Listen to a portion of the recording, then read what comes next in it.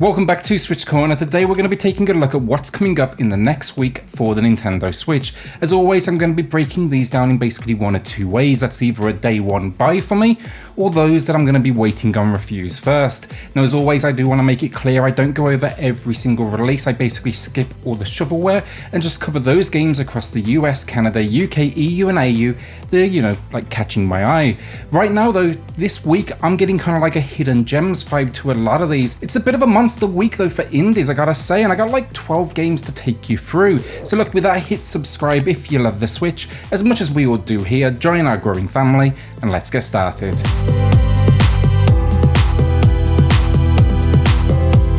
So first up this week then, we've got Volta-X. It's coming out on the 12th of the month. For those of you in the US like myself, is it wrong to try to pick up girls in a dungeon does drop the day before on the 11th, but it actually released last week everywhere else. So I did talk about it in last week's edition. Volta-X, so here we seem to play as a cast of animals that pilot what are known as Voltas. They're mechs, and basically they were Earth's last line of defense. The idea here though is what happens if the war in Pacific Rim was, over, or the kaiju have gone.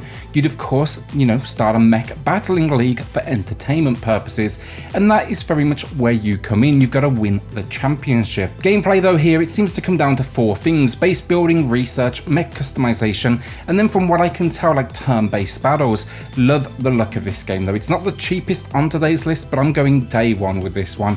I don't think I'm going to be able to get a review out there, but I gotta say, look, the visuals look stunning.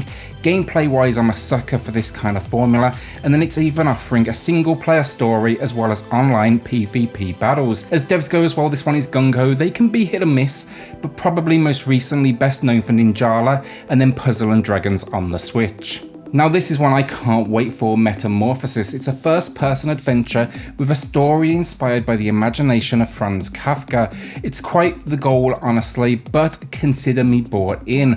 Waking up here, you'll find yourself, you've been transformed into a tiny bug, and you're out to save your full-sized friend who, for some reason, has been arrested. Sounds nuts to me and different, and I'm a sucker for different. The graphics shown on the eShop are stunning. The videos I've seen as well, I can't deny that.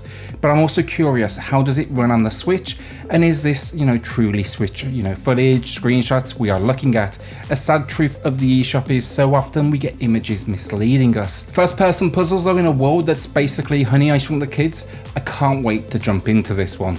Okay, so banner of the Maid on this one, it's not going to be a day one for me, I'll put that out there now. I am for sure waiting on reviews, but what I see, I gotta say I like. It's basically like small map turn-based strategy.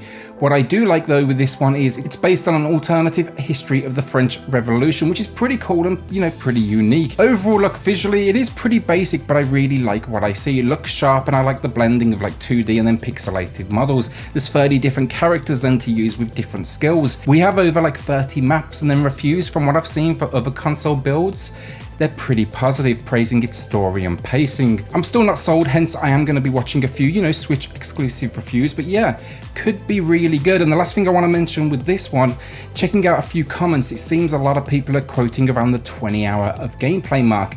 That sounds like a pretty good amount of gameplay for the price point, but I will say I'm also not to like 100% on the reliability of this source. It is worth knowing as well that price above does include a 15% discount for just the day of release, and it will expire pretty much immediately. So kicking us off then on the 13th, we get Familia, and I'm guessing the pronunciation there, but it's simple enough in gameplay. It's a strategic card deck based battle game. It's an acquired taste for sure, and I'm going to be waiting for reviews personally, but it seems we've got a whole lot of gameplay here with solo modes, co-op modes and puzzles.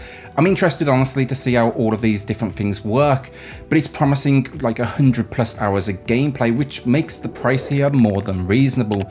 It seems it's also been out for some time over on Steam, and there's just a ton of positive reviews. One thing I do notice looking there as well, there's a ton of DLC packs. I see at least 5. So if this does well on the Switch, there's no doubt you can probably expect ongoing support too, if you like, your card deck games. So quick one for you now, Boomerang Fu, but I'd be wary with this one either way. It's an arena-based party game that challenges you with basically taking out your opponents with your weapon of choice, or maybe boomerang of choice. The gameplay actually looks like a lot of fun though, but it gives no mention of any real single-player content, and it is local multiplayer only, no online. That for me is always a problem, but even more so in 2020, honestly. I'd look into this one only if you have a family of gamers around you or just have an option for consistent local play. I'll be waiting with this one for a sale personally. So next up then, another one that's not for me but Color X Malice Unlimited. I hear good things about it, but it is an at-home visual novel, so tailored towards more of a female audience. If that's your thing though, like, check it out. I hear it's not bad at all. I'm not really first in the genre myself to have any sort of comparison point, but this one released on the Vita back in the day, and it seems to essentially be murder, mystery, romance, and then it's been slapped with an 18+ rating. This is also the only game on today's list that is getting a physical release, including like a pretty nice looking limited edition. I will say though, I was checking a few different websites and it does seem to be selling out quick, so if you're interested in that, I'd probably say jump on it sooner rather than later. So Double Kick Heroes, gotta say, it sounded like a game for me. The second I saw it on the eShop, I pretty much just clicked on it. Then I saw the artwork at the top, a band standing on top of a car shooting at whatever is in the distance. Even more into it. Then I saw the visuals, pixelated goodness with what appeared to be like Guitar Hero at the bottom of the screen. Consider me sold. And then I saw the price and I didn't expect that at all. It's not a huge amount it's asking for, but it took me from like day one buy to waiting for reviews. It's promising here like 30 levels or 30 metal songs, which in the world of like rhythm games just sounds kind of limited to me. Like, let's say each track is 3 minutes long, that's 90 minutes of music. I don't know, with this I gotta see what the longevity is first, honestly. You know, no doubt we'll see extra difficulty levels and so on, but yeah, I'm optimistic, but I'm not sold to that point.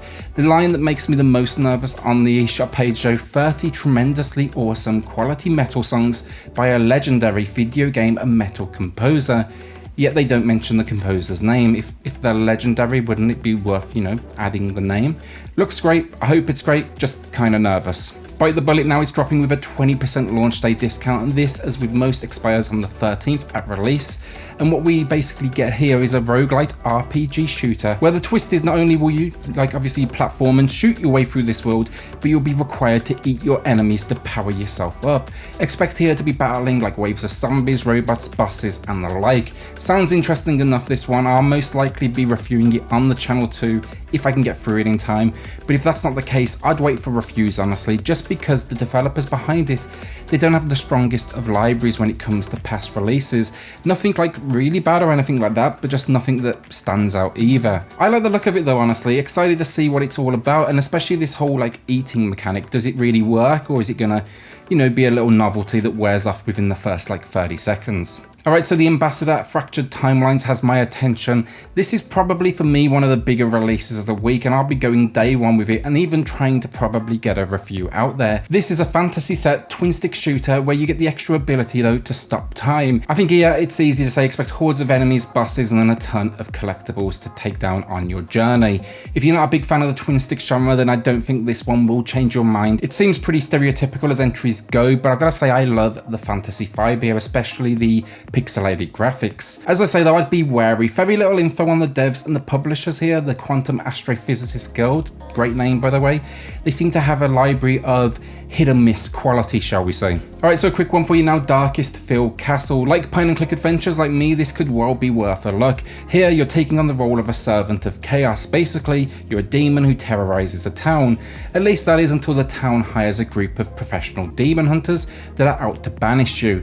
Now you must restore the balance of evil and get rid of these professionals so you can get back to doing what you do best, terrorizing the people. It was on iPhone and all that sort of stuff, and it looks like a mobile game, there's no question about that. But it also released on Steam where reviews are really positive, especially in regards to its, you know, point and click nature, but also the humor and the storyline. I'll probably go day one here, as should genre fans. Alright, so our penultimate game of the week, this one is SHAOLIN versus WUTANG. The name's great, it looked like it was going to be absolutely awful, honestly, but then I did some research on this one, I did some digging. This 1v1 fighter seems to have a following, and I can't deny the idea of a fighter that's a tribute to like classic 70s and 80s kung fu cinema. It's about as good as they come for ideas for the genre, honestly. With multiple martial arts types, unique stages, the only thing it really seems to lack, honestly, is online play, but given the price point here, it also makes sense. This one, it's basically single player and local co-op only. On the eShop though, they're even touting things like licensed music from some classic films, though I will say gives no mention of what films these are. Reviews on Steam though, we're just shy of like 1,000 over there, and the overall like consensus very positive, praising its gameplay and controls. I'm gonna give it a shot at this price. I will say it's probably like the riskiest purchase of the week, but I can't deny there's something tempting me in. This game even has a sequel live on Steam right now, so if this one does well, no doubt we'll see that in the coming months. Alright, our final game of the week then, and the cheapest on today's list as well, LINN Path of Orchards. This is basically a puzzle platformer that started its life on iPhone and Android. For me, something about it kind of reminded me of N++ if you've played it. I think it was the visuals, but this one here, it's promising some 2D platforming adventure.